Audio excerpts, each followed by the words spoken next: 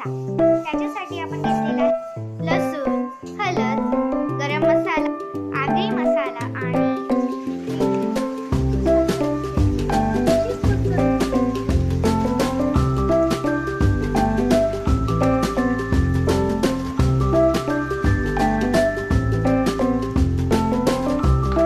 मस्त इथे पाऊस पडत आहे।